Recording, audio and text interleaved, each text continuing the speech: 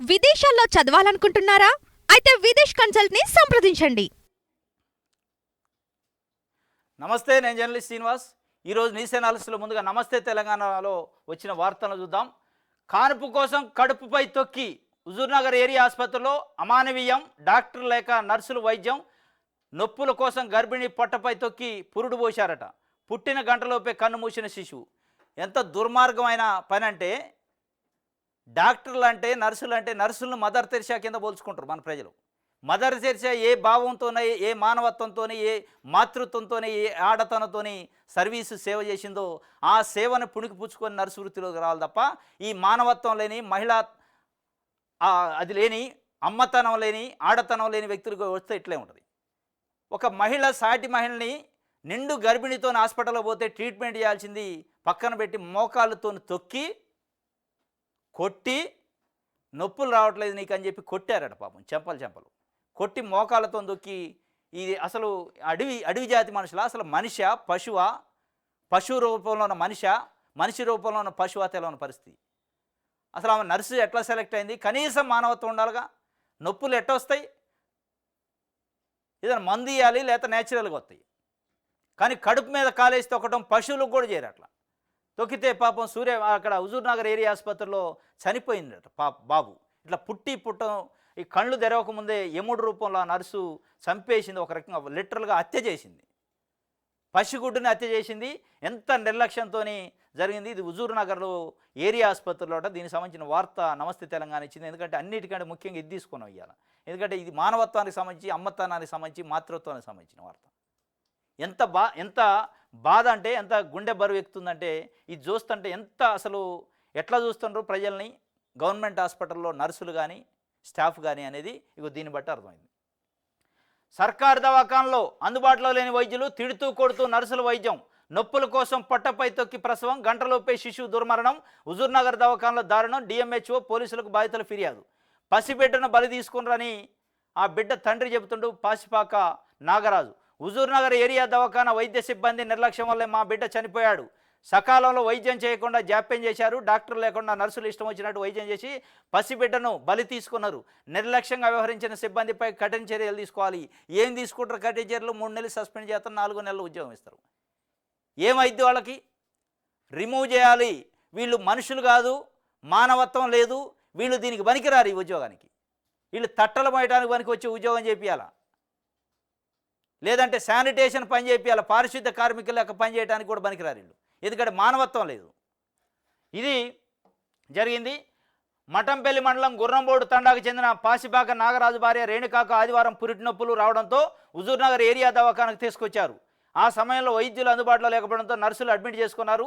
రాత్రి వరకు వైద్యం అందించకపోవడంతో నాగరాజు సిబ్బందిని ప్రశ్నించగా రేణుకాను తిడుతూ నొప్పులు రావాలని ఆమె పొట్టపై కాలుతో తొక్కారు. సోమవారం తెల్లారుజామున సాధారణ ప్రసవం చేసి బాబును బయటకు తీశారు. శిశువు ఆరోగ్య పరిస్థితి విషమించడంతో సూర్యాపేట ఏరియా వైద్యశాలకు రిఫర్ చేశారు. నాగరాజు కుటుంబ సభ్యులు శిశువును తీసుకొని అక్కడికి వెళ్ళగా పరిస్థితి విషమించి పసికందు మృతి చెందాడు. చంపేసింది లిటరల్గా ఆ నర్సు. మోకాలు పెట్టి తొక్కితే లోపల ఉన్న శిశువుకి దెబ్బ తగలదా? ప్రాణాపాయం కాదు, తలగరాని చోట తగిలింది, చనిపోయిండు. ఏరియా ఆసుపత్రికి రిఫర్ చేసిందట ఆ మహాత్మురాలు తల్లి. ఎట్లా ఆడజన్మెత్తును? ఎట్లా నీకు కనీసం మాతృత్వం లేదా అనేది అలా ప్రశ్న. దీనికి సంబంధించి ఆ బాధితులు వాళ్ళతో మాట్లాడే ప్రయత్నం చేద్దాం. అసలు ఏం జరిగింది, వాళ్ళ బాధ ఏందో మనం కనీసం బయటికి తీసుకుపోయే ప్రయత్నం చేద్దాం.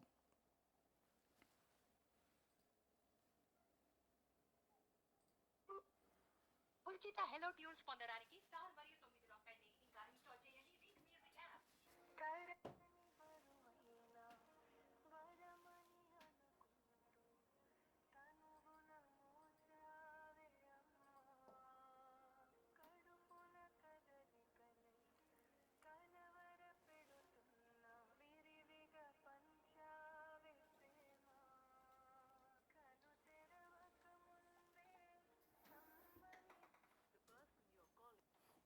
ఫోన్ తీయట్లే, చూద్దాం మళ్ళీ ఒకసారి. హలో ట్యూన్స్ పొందడానికి స్టార్ మరియు 9 నొక్కండి. ఇంకా ఇన్స్టాల్ చేయండి రింగ్ మ్యూజిక్ యాప్.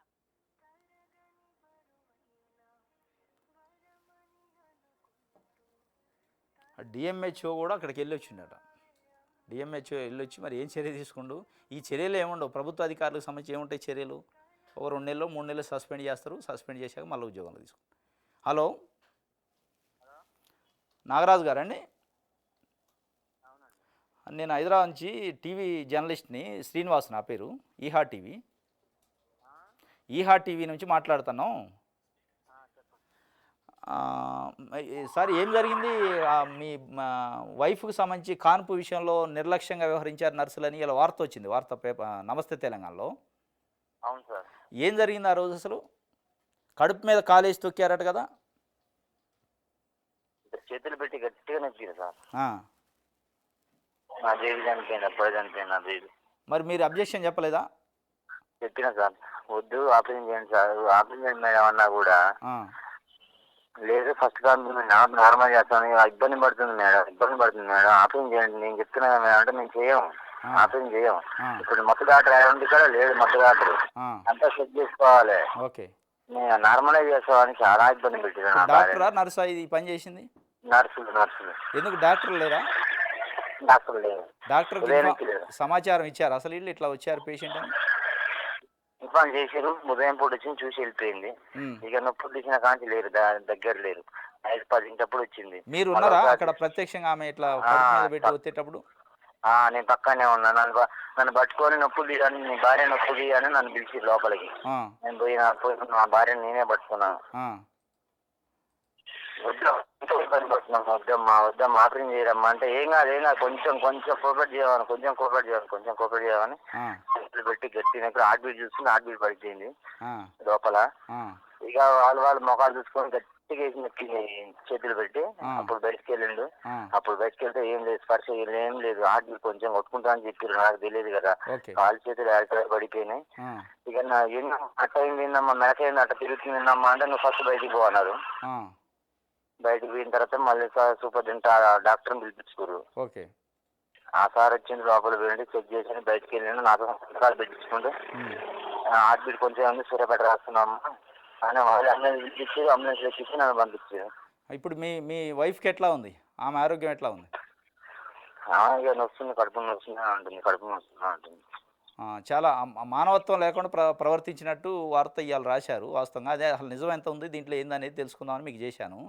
అంటే బాబు చనిపోయిందా బాబు? చనిపోయింది, బాబు చనిపోయింది. తల్లి చాలా బాధపడుతున్నా. చాలా బాధ. మా ఏమంటుంది ఇప్పుడు బావా నొక్కినప్పుడు నేను చచ్చిపోతాను, భయమైంది బావా, నాకు భయమైంది బావా, అంత నొక్కిరు బావా అని చెప్తుంది ఆ భార్య నాతోటి. అదేలే, పెద్ద ప్రాణానికి కూడా ప్రమాదం ఏర్పడే అవకాశం ఉంది. చనిపోయే విధం అయింది సార్. ఓకే, ఇప్పుడు డిఎంహెచ్ఓ కానీ ఆఫీసర్లు ఏం చెప్తున్నారు? ముందు ఇప్పుడు ఆమెను సస్పెండ్ ఏమైనా చేశారా? ఏం యాక్షన్ తీసుకున్నారు ఆమె పైన? ఏం చేయాలి, డిఎంహెచ్ఓ వచ్చి మాట్లాడిండు. అది కామన్ అమ్మా, ఇప్పుడు తలకాయ పెట్టుకుంటే నొక్కాలి, గట్టి నొక్కాలి అండు. అది ఇప్పుడు తలకాయ లా ఉంటే అట్లా నొక్కుతారని చెప్పిండు. మోకాలు వేసి నొక్కుతారట, కామన్ అది. మరి కామన్ అనే బదులు ఆపరేషన్ చేస్తే ఏమైందమ్మా అని కూడా వాళ్ళతో చెప్పాలి. ఇప్పుడు వాళ్ళ కుటుంబంలో సభ్యులు అయితే ఇట్లా నొక్కుతారట, కామన్ అయితే అది? కామన్ అంట సార్. చూసినా సార్, నా కడుపు కోత చూసినా సార్ ఎట్లుందో, అట్లా చేసి నా కొడుకుని చంపారు. ఇప్పుడు ఏమన్నా మీకు నష్టపరిహారం కానీ ఏమైనా చెప్పారా ఇస్తా అని? ఏం చెప్తారు, కేసు పెట్టుకోపోయి అని అంటే కేసుకు పోతే ఆ ఎస్ఐ గారు ఉండి ఫస్ట్ మీరు ఆడిపోయి డెత్ సర్టిఫికేట్ తీసుకుని రాకపోతే బయట పోయి అని అంటుండ్రు. ఫస్ట్ ఈ కంప్లైంట్ తీసుకోండి సార్ అని, ఫస్ట్ తీసుకురాబో తర్వాత నేను ఎంక్వైరీ చేసుకుంటా ఇక్కడ. Death certificate first death certificate వచ్చేది చనిపోయింది కనపడలే కళ్ళకోడికి. డెత్ సర్టిఫికేట్ ఏముంది? డెత్ సర్టిఫికేట్ కేసు సంబంధం ఏముంది? తీసుకోలే సార్, కేసు తీసుకోలే. ఓకే, ఎంక్వైరీ చేస్తా పోయి. ఇంత మరీ దౌర్భాగ్యంగా ఉంటే అది మంత్రి కాన్స్టిట్యున్సీ హుజూర్ నగర్, ఉత్తమ్ కుమార్ రెడ్డి కాన్స్టిట్యున్సీ. కనీసం కూడా హుజూర్ నగర్ హెడ్ క్వార్టర్లో ఇంత అన్యాయం జరుగుతుంటే మరి అధికారులు పోలీసులు కూడా అదే పరిస్థితి ఉంటే మానవత్వం లేకుండా నువ్వు డెత్ సర్టిఫికేట్ నేను తీసుకుంటా కేసు అంటే కేసు తీసుకోవాలి అన్యాయం జరిగినప్పుడు. సర్టిఫికేట్లు అయ్యే వస్తాయి తర్వాత అడిగిపోతాయి. నేను ఏడ్చినా కూడా కనికరం లేదు సార్ ఎస్ఐ గారికి. అంతేనా? నేనంతా ఏడ్చి చెప్పిన సార్, తీసుకోండి సార్, కంప్లైంట్ తీసుకోండి సార్, వీళ్ళు నేను శిక్షించాను సార్. మీరు ఏమైనా డిఎస్పీని వాళ్ళని కలిశారా? ఎవరు నా బాధ నేను ఉండిపోయి నా భార్యకి నొప్పులు వస్తున్నాయంటే ఆమె కానీ ఉన్నా సార్, మా ఆమెకు తెలియదు, మా కొడుకు చనిపోయినట్టు తెలియదు. ఓకే ఓకే, మేము ఒకసారి మాట్లాడదాం. ఆయన డిఎస్పీతో కూడా మాట్లాడి కేసు రిజిస్టర్ చేయాల్సిందే తప్పనిసరిగా. నర్సు పైన డిఎంహెచ్ఓ పైన కూడా చేయాలి. కామన్ అంటాం ఏంది ఆయన? కామన్ కేసు పెట్టుకుని ఒక ప్రాణం పోయింది, కనీసం మానవత్వం ఉండాలి కదా. అది నొక్కుతారమ్మా, అది తలకాయ బయటకు వెళ్ళకపోతే నేను ఒకసారి డిఎంహెచ్ఓ కలుపుతా, అట్లా లైన్లో ఉండండి. ఏం చెప్తారు ఇందాం.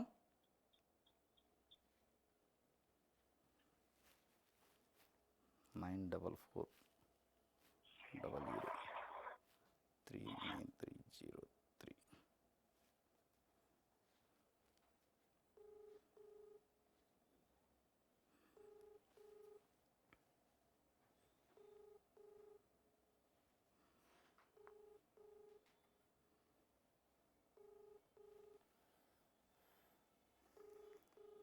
వీళ్ళు ఫోన్ ఎత్తారు తొందరగా.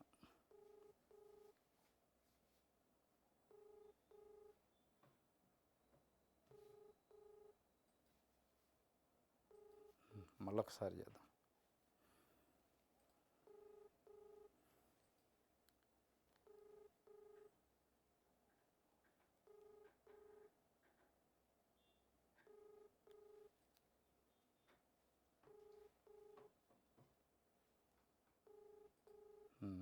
ఇది డిఎంహెచ్ఓ పరిస్థితి. ఇది అధికారులు మనోళ్ళు.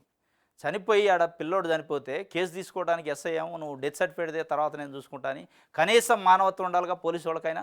ఈ డిఎంహెచ్ఓనే కామన్, అది మోకాలు వేసి తొక్కుతురు. అది మా ఇంట్లో కుటుంబ సభ్యులకైనా అట్లే ఉంటుందని ఒప్పుకుంటుండా? కనీసం ఉండాలిగా, సెన్స్ ఉండాలిగా, మానవత్వం ఉండాలిగా. ఒక డాక్టర్ వృత్తిలో, నర్సు వృత్తిలో ఉంటే ఒక దేవుడితో సమానంగా చూస్తారు ప్రజలు. అంటే ఇక డిఎంహెచ్ఓ వచ్చి ఎంక్వైరీ చేసి ఇది కామన్ అనడంటే వాళ్ళపైన ఏం చర్యలు ఉంటాయి? ఇగో ఇట్లాంటి వాళ్ళు ఇక రేపు ఇంకో 10 మందిని కాలేజ్ తొక్కి చంపమని ప్రోత్సహిస్తారా? అటు మెడికల్ డిపార్ట్మెంట్ కానీ, ఇటు పోలీస్ డిపార్ట్మెంట్ కానీ. పోలీస్ డిపార్ట్మెంటు ప్రేమ పైసీగా ఫస్ట్ కంప్లైంట్ తీసుకోవాలి. వైద్యుల నిర్లక్ష్యం వల్ల, వైద్య సిబ్బంది నిర్లక్ష్యం వల్ల పసి ప్రాణం పోయింది, పెద్ద ప్రాణానికి కూడా ప్రమాదం ఏర్పడది. వాళ్ళు చంపారు లిటరల్గా. ఏం కంప్లైంట్ ఎందుకు తీసుకోరు? డెత్ సర్టిఫికేట్ తేవాలా? చనిపోయిందనే ఆధారానికి డెత్ సర్టిఫికేట్ ఒక వస్తుంది తర్వాత. ఏం కొంపలు మునుగుతున్నాయా? భూమి బద్దలైద్దా? ఇది పోలీసు వాళ్ళ నిర్లక్ష్యం కూడా స్పష్టంగా కనపడుతుంది. పాపం ఆ తాండావాసులు, వెనకబడ్డ ఊరు తాండా ఏడ మారుమూల గ్రామం అని చెప్పి వాళ్ళ కనీసం పట్టించుకున్నారు. డిఎంహెచ్ఓ కామన్ అంటాడు, పోలీసు వాళ్ళు మేము కేసు తీసుకొని అంటారు. అంటే ఇదంతా కొల్లుడయి కాపాడే ప్రయత్నం చేస్తున్నారు. కేసు పెట్టకుండా, యాక్షన్ తీసుకోకుండా కాపాడే ప్రయత్నం చేస్తున్నారు. డిఎంహెచ్ఓ చేస్తే కనీసం ఫోన్ లిఫ్ట్ చేసే పరిస్థితి లేదు. మనం దీనిపైన పోలీసు వాళ్ళతో కూడా మనం ఈహా టీవీ తరఫున మాట్లాడతాం, డిఎంహెచ్ఓతో కూడా మాట్లాడి వాళ్ళ పైన బాధితులు ఎవరు ఉన్నారో వాళ్ళ పైన కేసు అయ్యేటట్టుగా, ఎఫ్ఐఆర్ చేసేటట్టుగా మనం చర్యలు తీసుకోవాల్సిన అవసరం ఉంది. అది చేద్దాం. ఇది మానవత్వం మంట కలిసిందంటే ఇదే. కడుపు మీద కాలేసి తొక్కారట పాపం. అసలు మనకి ఇంటానికే పెట్టుకుంది. ఇది నాగరాజు అండ్ రేణుకాకు జరిగిన అన్యాయం. దీనికి సంబంధించి ఇది ఇక్కడతో ఇట్లే వదిలేస్తే ఇంక రోజు ఒకళ్ళు మోకాళ్ళు వేసి చంపే పరిస్థితి ఉంటుంది నర్సులు. నేడు చెలో ప్రజాభవన్ రుణమాఫీ కానీ రైతుల పిలుపు, మద్దతు ఇవ్వాలని కుల సంఘాలకు వినతి. సోషల్ మీడియా ద్వారా రైతులంతా ఏకం, ప్రభుత్వం మాట తప్పిందని ఆగ్రహం, మాఫీ అయ్యేదాకా పోరాడతామని హెచ్చరిక. రుణమాఫీ డోకాపై మీరైనా జోక్యం చేసుకోండి గవర్నర్కు నిన్నెల రైతులు లేకట. మొత్తానికి నేడు చెలో ప్రజాభవన్ అట పట్టాపత్రాలతో ఇది ఏదైతే రుణమాఫీ కాని రైతులు ఉన్నారు, టెక్నికల్ ఇష్యూస్తో ప్లస్ 2 లక్షల పైన ఉన్న రుణాలకు సంబంధించి మాఫీ కాని రైతులు చెలో ప్రజాభవనం కార్యక్రమం పెట్టుకున్నారట. వాలంటరీగా రైతులే. మరి దీని వెనక ఏమైనా ప్రతిపక్ష పార్టీలోనే ఉండొచ్చు కూడా. కానీ ఒక మంచి కాజే. వాస్తవంగా రుణమాఫీ పైన ప్రభుత్వం వదిలేసింది. కొన్ని లక్షల మందికి ఇంకా పెండింగ్ ఉన్నాయి. ఆ పెండింగ్ ఉన్న రైతులకు సంబంధించి విధి విధానాలు ఒక యాప్ పెట్టారు, టెక్నికల్ ఇష్యూ ఉన్న వాళ్ళకి. మరి 2 లక్షల పైన ఉన్న రుణాలకు సంబంధించి వ్యవసాయ శాఖ మంత్రి మేము చెప్పే వరకు పే చేయొద్దు, ఎప్పుడు చేయమంటే అప్పుడు చేయండి, అప్పుడు మీకు రుణమాఫీ వద్ది అని బ్యాంకుకి లంకె పెట్టారు. రైతుకి అవసరం లేదు. 2 లక్షల పైన ఉన్న రైతులు చెల్లించరా అనేది బ్యాంకుకి రైతుకు సంబంధించింది. మీరేం ప్రభుత్వం షూరిటీ నుండి ఆ లోన్ ఇప్పిలే.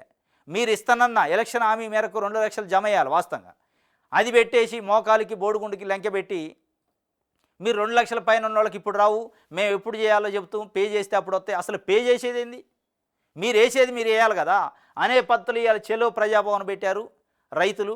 దీనిపైన ఇప్పటికైనా ప్రభుత్వం స్పందించి దాని మొత్తం సమస్యను పరిష్కారం దిశగా మాట్లాడాలి. అది ఎక్కడ వేసిన గొంగళి అక్కడే ఉంది. మళ్ళీ వేరే కార్యక్రమాలు తీసుకుంటున్నారు తప్ప దాని గురించి మర్చిపోయారు.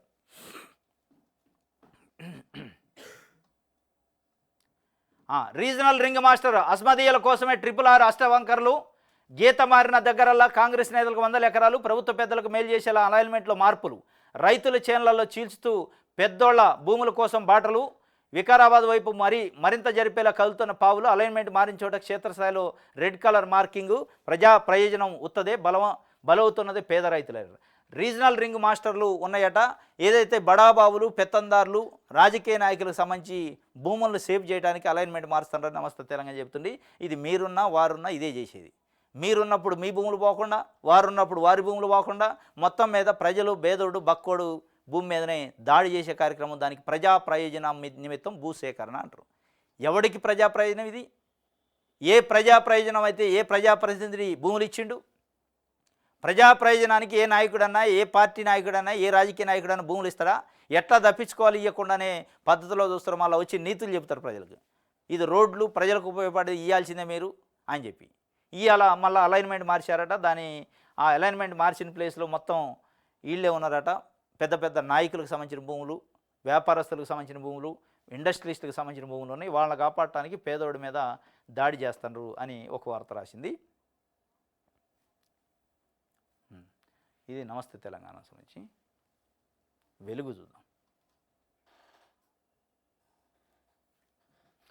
జమిలీకి గ్రీన్ సిగ్నల్. కోవింద్ కమిటీ నివేదిక కేంద్ర కేబినెట్ ఆమోదం. శీతాకాల సమావేశాల్లో బిల్లు పెట్టే ఛాన్సు. దేశవ్యాప్తంగా లోక్సభ, అసెంబ్లీ ఎన్నికలు ఒకేసారి. ఆ తర్వాత 100 రోజుల్లోపే స్థానిక సంస్థలకు ఎన్నికలు. డబ్బు టైం ఆదా అవుతుందని కమిటీ. 18 రాజ్యాంగ సవరణలకు సిఫార్సు. 1 నేషన్ 1 ఎలక్షన్ వ్యతిరేకిస్తున్న ప్రతిపక్షాలు. ఆచరణలో సాధ్యం కాదంటున్న 15 పార్టీలు పార్లమెంట్లో బిల్లును అడ్డుకుంటామని హెచ్చరిక. 1 నేషన్ 1 ఎలక్షన్ అని బీజేపీ పార్టీ అప్పటి నుంచి చెబుతుంది. ఇప్పుడు దానికి పునాదేసింది. నిన్న కేబినెట్ భేటీలో కీలకమైన నిర్ణయం తీసుకుంటూ జమిలీ ఎన్నికలపైన నిర్ణయించడానికి కోవింద్ కమిటీ మాజీ రాష్ట్రపతి రామ్నాథ్ కోవింద్ ఆధ్వర్యంలో కమిటీ వేశారు. హై లెవెల్ కమిటీ వేశారు. ఆ కమిటీ రిపోర్ట్ ఇచ్చింది. ఆ రిపోర్ట్కి ఆమోదం తెలిపారు. అంటే 1 నేషన్ 1 ఎలక్షన్ కరెక్టే అని చెప్పి నిర్వహించాల్సిందే అని చెప్పి ఆ కమిటీ ఇచ్చింది. ఆ కమిటీ రిపోర్ట్ ఆమోదిస్తూ కేబినెట్ ముందుకు పోతుంది. దానికి సంబంధించి 18 రాజ్యాంగ సవరణలు చేయాలట. ప్రధానంగా ఆర్టికల్ 83, ఆర్టికల్ 172 ఈ 2 రాజ్యాంగ సవరణలు రాజ్యాంగంలో ఉన్న ఆర్టికల్స్ని సవరణ చేయాలి.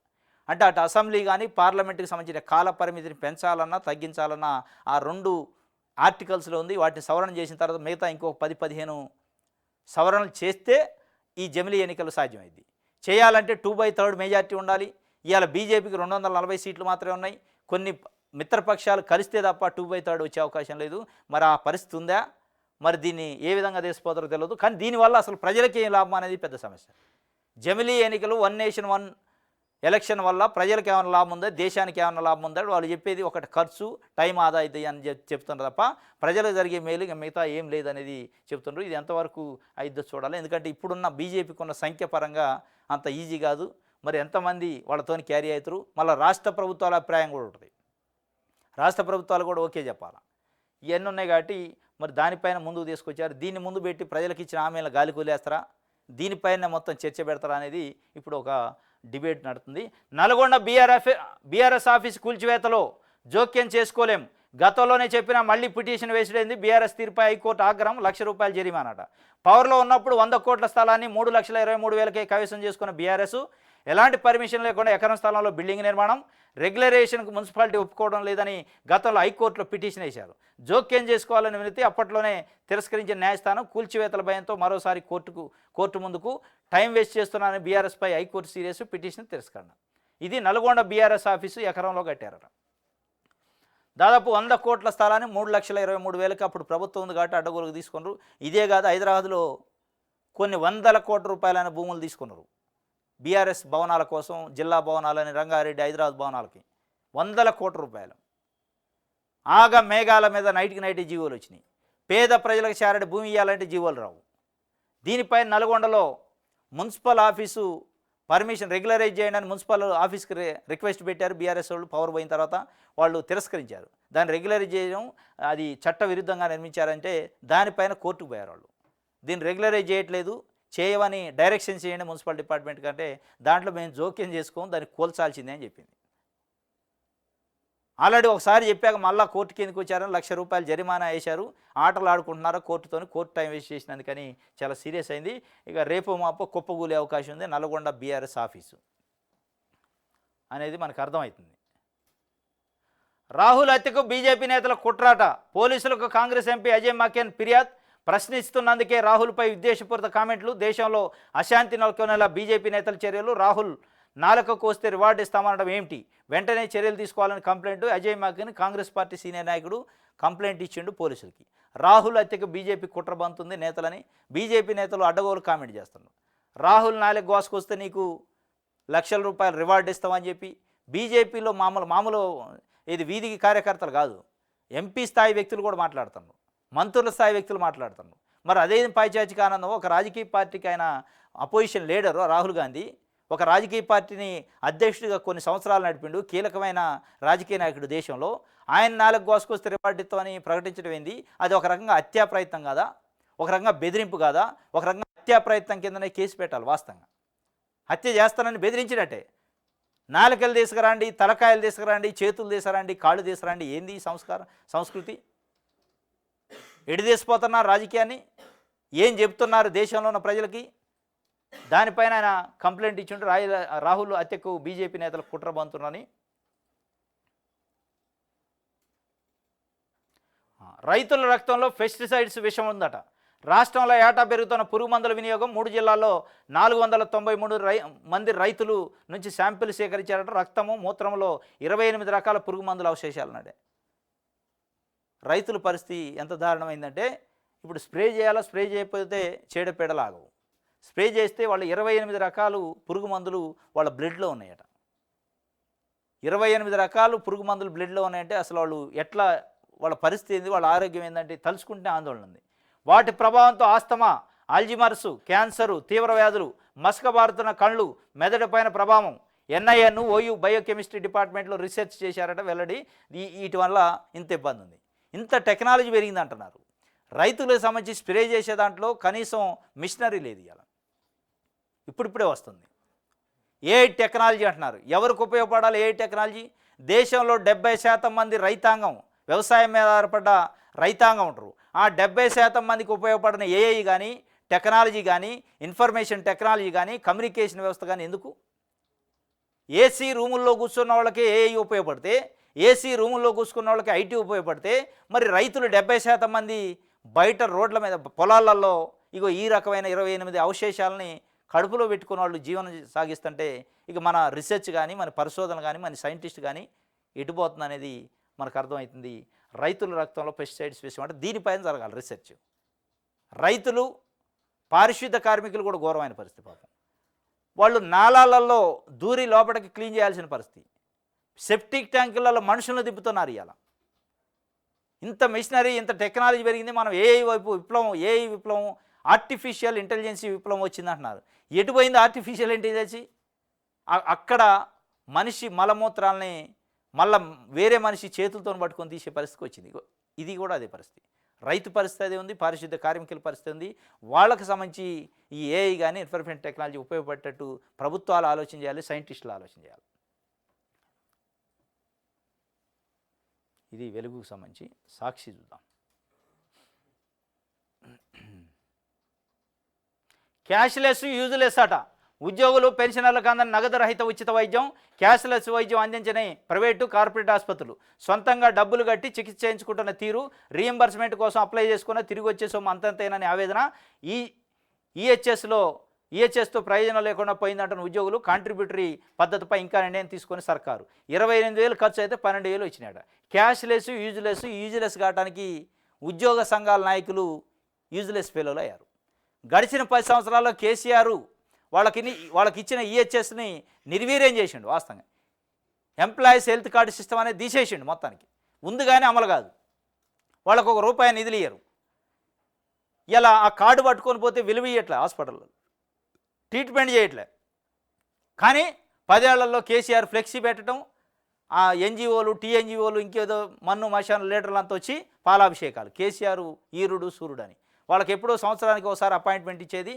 పోగానే వీళ్ళు బోక్యాలు ఇవ్వటం, శాలువాలు కప్పటం, సన్మానించడం, బయటకు వచ్చి కేసీఆర్ మేము చెప్పిందా తినడు, చేస్తున్నాడు, మొత్తం అది చేసింది లేదు, మన లేదు, అందుకే యూజ్లెస్ అయిపోయింది. ఈ యూజ్లెస్ కావడానికి ప్రధాన కారణం ఉద్యోగ సంఘాల నాయకులే. ఉద్యోగ సంఘాల నాయకులు ఉద్యోగుల గురించి మాట్లాడకుండా, ఉద్యోగుల సమస్యల గురించి మాట్లాడకుండా ప్రభుత్వాన్ని పొగిడే కార్యక్రమం, పాలాభిషేకాలు చేసే కార్యక్రమం 10 ఏళ్లలో చేశారు కాబట్టి ఈ పరిస్థితి వచ్చింది. మొత్తం ఉద్యోగ సంఘాల నాయకులే దీనికి బాధ్యత. ఎందుకంటే వాళ్ళకి అవసరం హెల్త్ కార్డుతో కోట్లు సంపాదించారు సంఘాలను అడ్డం పెట్టుకొని. వాళ్ళకేం అవసరం? పాపం జీతాలపైన ఆధారపడి ఉద్యోగం చేసే ఉద్యోగులకే ఈ క్యాష్లెస్ ట్రీట్మెంట్ అవసరం. వాళ్ళని డేకేటోడు లేడు, పట్టుకుంటూ వెళ్ళాడు. వాళ్ళు పోయి పాలాభిషేకాలు చేస్తుంటే పోతే హాస్పిటల్ లెక్క చేసేవాడు లేడు. ఏందంటే అడిగితే గొంతు నొక్కే కార్యక్రమం, చెప్పే నాదులు లేడు. మరి ఇప్పటికైనా ఏమైనా మార్పు వద్దా? ఉద్యోగ సంఘాలలో కానీ ఉద్యోగులలో కానీ డిమాండ్ చేసే పరిస్థితి ఉందా? మరి కాంగ్రెస్ పార్టీ ఏం ప్రజాపాలన అంటుంది, అడిగే పరిస్థితి ఉందో చూడాలి. తెలంగాణ వడ్డించిన విస్తరి 2028 నాటికి వార్షిక బడ్జెట్ను 7 లక్షల కోట్లకు చేరుస్తాం. వడ్డించిన వేస్తారట ఎవరికి? పెట్టుబడిదారులకి, బడాబాబులకి, పారిశ్రామికవేత్తలకి వచ్చి సంపాదించడానికి వడ్డించిన విస్తరిలో ఉన్నదాన్ని తినటానికి. తెలంగాణ వడ్డించిన విస్తరి తెలంగాణ ప్రజలకు ఉపయోగపడుతుందా? మెగా కృష్ణారెడ్డి లాంటి వాళ్ళకు ఉపయోగపడుతుంది. అది బీఆర్ఎస్ ఉన్నా, ఇప్పుడు కాంగ్రెస్ పార్టీ ఉన్నా, ఎవరున్నా కానీ మళ్ళీ మెగా కృష్ణారెడ్డి లాంటి మెగా బడా కాంట్రాక్టర్లకి, పెట్టుబడిదారులకి ఉపయోగపడుతుంది. తెలంగాణ నిజంగానే మీరు అన్నట్టు, ముఖ్యమంత్రి గారు అన్నట్టు వడ్డించిన విస్తరే. ఆ వడ్డించిన విస్తరలో ఒక మెతుకు కూడా తెలంగాణ ప్రజలకు ఉపయోగపడుతుందా అంటే అది అనుమానమే. ఆ వడ్డించిన విస్తర పైన పెత్తదారుది, పెట్టుబడిదారులైంది. ఏ ప్రభుత్వం అన్నా ఫార్మా కంపెనీలు వస్తాయి, హెట్రో డ్రగ్స్ వస్తుంది, ఎంఎస్ఎన్ అరవిందో ల్యాబ్ వద్ది, రెడ్డిస్ ల్యాబ్ వద్ది. వాళ్ళ పెత్తనాలు ఉంటాయి. వాళ్ళు వచ్చి 5 కోట్లు 3 కోట్లు చెక్కులు ఇస్తారు, ప్రభుత్వానికి ఏదో చేస్తానంటే కలరింగ్ ఇస్తారు. వాళ్ళు అడ్డగోలుగా దోసుకుంటారు. ఆ తెలంగాణలో వడ్డించిన ఇస్తరులో ఉన్న ఆ వడ్డించిన అన్ని తినే కార్యక్రమం వాళ్ళు చేస్తున్నారు. అది దివీస్ ల్యాబ్తో సహా, మెగా కృష్ణారెడ్డితో సహా. అది ప్రభుత్వాలు మారుతున్నాయి కానీ, ముఖ్యమంత్రులు మారుతున్నారు కానీ వాళ్ళు మారట్లే. దోపిడీ చేసేటోళ్ళు అట్టే ఉన్నారు. వడ్డించిన ఇస్తరులో ఉన్నాయి అన్ని ఆహార పదార్థాల ఈ తెలంగాణలో ఉన్న సంపద, వడ్డించిన ఇస్తరులో తెలంగాణ సంపద ఉంది. ఆ సంపదను దోచుకునే దాంట్లో పోటీలు పడి వాళ్ళకి అప్పచెబుతున్నారు ఏ ప్రభుత్వం అన్నా. దాంట్లో మార్పు ఏమి లేదు, సేమ్ టు సేమ్. ఇది వడ్డించిన ఇస్తారట. ఆ వడ్డించిన ఇస్తారా ప్రజలకు ఉపయోగపడినప్పుడు ఎందుకు? ఇది సాక్షికి సంబంధించి. ఆదాబ్ హైదరాబాద్ చూద్దాం.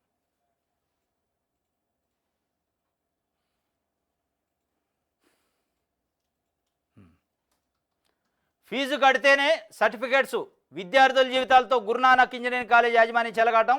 ఫీజు రీఎంబర్స్మెంట్, స్కాలర్షిప్ విడుదల చేయని ప్రభుత్వం, స్టూడెంట్స్ సర్టిఫికేట్స్ ఇవ్వని ప్రైవేటు కళాశాలలు. బీటెక్ పూర్తయిన విద్యార్థి ఒరిజినల్ సర్టిఫికేట్స్ ఇవ్వని వైనం. ఎంటెక్ చదివేందుకు కౌన్సిలింగ్కి ఒరిజినల్ సర్టిఫికేట్ తప్పనిసరి. పై చదువుల కోసం కావాలని అడిగిన ససేమేరా అంటున్న యాజమాన్యం. సూర్యాపేటలోని భవిత ఇంజనీరింగ్ కాలేజీ నిర్వాహకం. ఎంబీబీఎస్, ఇంజనీరింగ్, ఫార్మసీ, డిగ్రీ చదివారికి ఒరిజినల్స్ ఇవ్వని కళాశాలలు. ఫీజు రీఎంబర్స్మెంట్ కడితేనే సర్టిఫికేట్ జారీ చేస్తామంటూ ఊకం. టీసీ మెమోకు అదనంగా డబ్బులు డిమాండ్. ఇది ఇలా వాస్తవంగా రాష్ట్రంలోని అన్ని ప్రైవేట్ కాలేజీలు ఇది చేస్తున్నాయి. దాంట్లో కొన్ని కేస్ స్టడీ చేసి ఇచ్చారు. ఆదాబ్ హైదరాబాదు గురునానక్ కళాశాలట, సూర్యాపేటలో ఉన్న భవిత కాలేజీ జూనియర్ కాలేజీ. అక్కడ పూర్తయిన విద్యార్థులు వాళ్ళు ఫీజు రీఎంబర్స్మెంట్ ఉందనే ఆశతోనే అటు ఇంజనీరింగ్ కాలేజ్ కానీ, డిగ్రీ కానీ, పీజీ కానీ, ఇంటర్మీడియట్ కానీ జాయిన్ అవుతారు. ఆ ఫీజు రీఎంబర్స్మెంట్ రాకపోవడానికి, క్రెడిట్ కాకపోవడానికి ప్రభుత్వ వైఫల్యం కారణం. కానీ అటు ప్రభుత్వం బాగానే ఉంది, ఇటు కాలేజీలు బాగానే ఉన్నాయి. ఈడ విద్యార్థులను ఇబ్బంది పెడతారు. మీకు సర్టిఫికెట్లు ఏమో డబ్బులు కడితేనే. డబ్బులు కట్టే పరిస్థితి లేదురా నాయన, ఫీజు రీఎంబర్స్మెంట్లో నేను చదువుకున్నా, పూరెస్ట్ పీపుల్ మేము అని చెప్తే వినేటోడు లేడు. మరి ఆ బాధ ఎవడికి చెప్పుకుందా అంటే ప్రభుత్వంలో ఎవడు స్పందించడు. Higher education council chairman, secretary దీన్ని పట్టించుకోవాలి వాస్తవంగా. ఇగో ఇట్లాంటి కాలేజీలు ఏమైనా ఉంటే సర్టిఫికేట్లు రీఎంబర్స్మెంట్ కోసం లెంకబెట్టి సర్టిఫికేట్లు ఇవ్వని కాలేజీలు ఉంటే మా దగ్గరకు రండి, కంప్లైంట్ సెల్ పెట్టి అడగాల, చెప్పాలా. కానీ చెప్పరు. అసలు అక్కడ పోయినోడికే దిక్కులేదు. ఒక లెటర్ మొఖాన కొడతారు వాళ్ళు. లెటర్ మొఖాన కొట్టి నువ్వు పోయి కాలేజీలో అడుగుపోంటే కాలేజీలో లెక్క చేయట్లేదంటే మేమేం చేసేది లేదని చేతులు ఎత్తురు. కాలేజీని సీజ్ చేసే అధికారం హైయర్ ఎడ్యుకేషన్ కౌన్సిల్కి ఉంది. కానీ వాళ్ళు ఆ చర్య తీసుకోరు. మొత్తం బడాబాబులకి కాలేజీ యాజమాన్యానికి సహకరిస్తారు. దీనిపైన వాస్తవంగా విద్యార్థి సంఘాలు ఫైట్ చేయాలి. ఫీజు రీఎంబర్స్మెంట్ కొన్ని సంవత్సరాలుగా పెండింగ్ ఉంది. దానికి బాధ్యత విద్యార్థులు కాదు, ప్రభుత్వాన్ని. కాలేజీలు కూడా యూనియన్ ఏర్పడి ప్రభుత్వం పైన ఒత్తిడి చేయాలి తప్ప విద్యార్థులను ఒత్తిడి చేసి ఇబ్బంది పెట్టి వాళ్ళు ఆత్మహత్యలు చేసుకునే పరిస్థితి కూడా కొన్నిసార్లు ఉంది. ఇది భవిత జూనియర్ కాలేజ్ అట, సూర్యాపేటలో ఇంటర్మీడియట్ అయిపోయింది, డిగ్రీలో జాయిన్ కావడానికి సర్టిఫికేట్లు ఇట్లా డబ్బులు కడితే కట్టడానికి పైసలు లేవు. ఇది ఈ పరిస్థితి పైన తెలంగాణ హైయర్ ఎడ్యుకేషన్ కౌన్సిల్ స్పందించాలి. దాని చైర్మన్, సెక్రటరీ. మీ విద్యార్థులు కూడా ఇట్లాంటి బాధితులు ఎవరు ఉంటే హైయర్ ఎడ్యుకేషన్ కౌన్సిల్కి పోయండి, నిలదీయండి, ధర్నా చేయండి. అవసరమైతే ఆడ కూర్చొని ధర్నా చేయండి. వాళ్ళకుంది రైటు, వాళ్ళకు మీకు సర్టిఫికేట్లు ఇప్పించే బాధ్యత వాళ్ళది. ఎప్పుడన్నా ఉండొచ్చు, ఫీజు రియంబర్స్మెంట్ వస్తుంది, వచ్చిన రోజు వాళ్ళు ఒత్తిడి చేసుకుంటారు. కాలేజ్ యాజమాన్యం గవర్నమెంట్ మీద ఒత్తిడి చేయాలి, మీకేం సంబంధం? కాబట్టి దీనిపైన విద్యార్థులు ఇట్లాంటి బాధితులు ఎవరు ఉంటే హైయర్ ఎడ్యుకేషన్ కౌన్సిల్ని సంప్రదించి హైయర్ ఎడ్యుకేషన్ కౌన్సిల్ పైన ఒత్తిడి తెచ్చి కాలేజీల పైన ఒత్తిడి తెచ్చే కార్యక్రమం చేయాలి. మీరు ₹1 కూడా చెల్లించాల్సిన అవసరం లేదు. అట్లాంటి బాధితులు ఎవరు ఉంటే అవసరమైతే ఈహార్ టీవీని సంప్రదించండి. మనకు టీవీలో స్క్రోలింగ్ అవుతూ ఉంటుంది కింద నెంబరు, ఆ నెంబర్కి ఫోన్ చేయండి. మేము దానిపైన సంప్రదింపులు చేస్తాం, వాళ్ళతో ఒత్తిడి చేస్తాం ఆఫీసర్ల పైన. మీ సర్టిఫికేట్లు ఇప్పించే బాధ్యత తీసుకుంటాం. ఇది దుర్మార్గం, చట్ట వ్యతిరేకం. బీసీ వెల్ఫేర్ ఆఫీసర్లు కూడా చెప్పాలా, కాలేజీలకి సోషల్ వెల్ఫేర్ ఆఫీసర్లు కూడా లెటర్ రాయాలా. ఏ ఒక్క విద్యార్థికి ఫీజు రియంబర్స్మెంట్ రాలేదని సర్టిఫికేట్లు ఆపొద్దు, మాది బాధ్యత అని వాళ్ళకి అక్నాలజ్మెంట్ ఇవ్వాలి. మీరు షూరిటీ ఇవ్వాలి లెటరు కాలేజీలకి. ఇవన్నీ అటు BC welfare department, social welfare, ఇటు హైయర్ ఎడ్యుకేషన్ కౌన్సిల్ ముగ్గురు కలిసి విద్యార్థులకి న్యాయం చేయాల్సిన అవసరం ఉంది.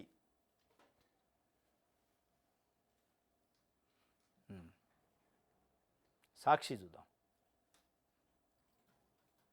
ఓకే, సాక్షి అయిపోయింది కదా. ఆంధ్రజ్యోతి, రైట్. రైతులు వ్యాపారాలు చేయండి, కుటుంబం అంతా వ్యవసాయాలను ఉండొద్దు, ఉద్యోగాలపై దృష్టి పెట్టాలి. 4 ఏళ్లలో రాష్ట్ర బడ్జెట్ 7 లక్షల కోట్లు. వాస్తవమే, రైతులు వ్యాపారం చేయండి అంటున్నారు, చేయాల్సింది వాస్తవం.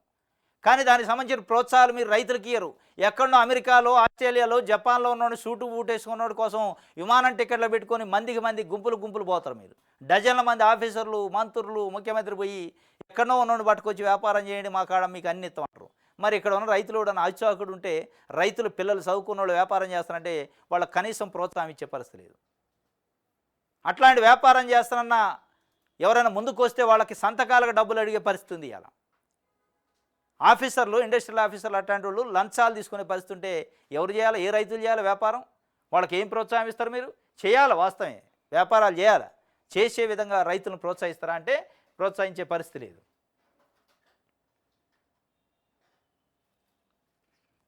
ఇది ఒక వార్త.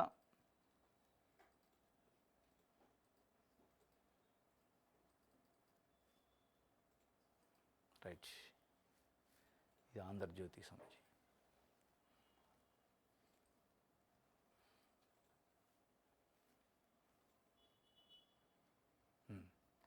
ఇది ఈనాడు. జమిలీకి జయి, కోవింద్ కమిటీ నివేదికకు కేంద్ర ఆమోదం. ప్రస్తుత ప్రభుత్వం హయాంలోని అమలు. ఏకాభిప్రాయ చర్చల ద్వారా బిల్లు. మంత్రి వైష్ణవ్. ఏకకాల ఎన్నికలను తప్పుపట్టిన విపక్షాలు. ఎవరికి లాభం? అసలు నిజంగానే వన్ నేషన్ వన్ ఎలక్షన్ అనేది ఎవరికి లాభం? నిజంగానే ప్రజలకు ఏమైనా లాభమా? పొలిటికల్ పార్టీలు వాళ్ళ పబ్బం గడుపుకోవడానికి, వాళ్ళు మళ్ళీ నిలబడటానికి, వాళ్ళు మళ్ళీ అధికారాన్ని పోగొట్టుకోకుండా ఉండటానికి పెడతారు అనేది పెద్ద చర్చ జరుగుతుంది. రాష్ట్ర రాజకీయాల ఆసక్తికర చర్చ. ఓట్ల శాతము పార్టీలకు అసెంబ్లీలో ఒకలా, లోక్సభలో మరోలా ఉంటుంది. వాస్తవం ఇది. చాలా ఈక్వేషన్స్ మారుతాయి. అసెంబ్లీ ఎన్నికలు తెలంగాణలో నవంబర్ 30న పెడితే బీజేపీకి ఒకటే, అదే పర్సంటేజ్ పరంగా ఓట్లు చూసినా సీట్లు చూసినా తగ్గినాయి. 8 సీట్లు వచ్చినాయి, పర్సంటేజ్ కూడా తక్కువ వచ్చింది. మళ్ళీ ఒక 5-6 నెలల్లోనే పార్లమెంట్ ఎన్నికలు జరిగితే 8 పార్లమెంట్ సీట్లు వచ్చినాయి. ఓట్ల శాతం దాదాపు 35% పెరిగింది. అంటే నేషనల్ వైడ్ ఎన్నికలు, నేషనల్ వైడ్ చూసినప్పుడు పార్టీలని చూసే విధానంలో, ప్రజల్లో యాటిట్యూడ్లో తేడా ఉంటుంది, ఆలోచనలో తేడా ఉంటుంది. దాన్ని లాభం పొందడానికి బీజేపీ ప్రయత్నం చేస్తున్నది. ఇలా విపక్ష పార్టీలు వ్యతిరేకిస్తున్నాయి. రీజనల్ పార్టీని, ప్రాంతీయ పార్టీని మింగేసే కార్యక్రమానికి ఇది ఒక పునాది. వన్ నేషన్ వన్ ఎలక్షన్ అనేది ప్రాంతీయ పార్టీలు అడుగుతున్నాయి, మాట్లాడుతున్న పరిస్థితి. మరి దీనిపైన పెద్ద ఎత్తున చర్చ జరుగుతుంది. ఎవరికి లాభం, ఎవరికి నష్టం అనేది. మరి అది ఎవరికి లాభం, ఎవరికి నష్టం అయితే చూడాలి. ఎందుకంటే జమిలీ ఎన్నికలు వచ్చే పరిస్థితి ఉంటే తెలంగాణలో 2028కి ఎన్నికలు జరగాలి. 29లో జమిలీ ఎన్నికలు వస్తాయి. మరి పోస్ట్ పోన్ చేస్తారా ఎన్నికల్ని, లేదా ఎన్నికలు పెట్టి ఒక 6 నెలలు కొత్త గవర్నమెంట్ ఉండి మళ్ళీ అది కూలిపోయే ప్రయత్నం చేస్తారా అనేది ఇది పెద్ద ఎత్తున డిబేట్ అయితే జరుగుతుంది. ఇది ఈనాడుకు సంబంధించి. ఇది ఈరోజు న్యూస్ అనాలిసిస్లో వార్తలకు సంబంధించిన విశ్లేషణ. రేపు తాజా వార్తలతోని తిరిగి కలుసుకుందాం. Thank you.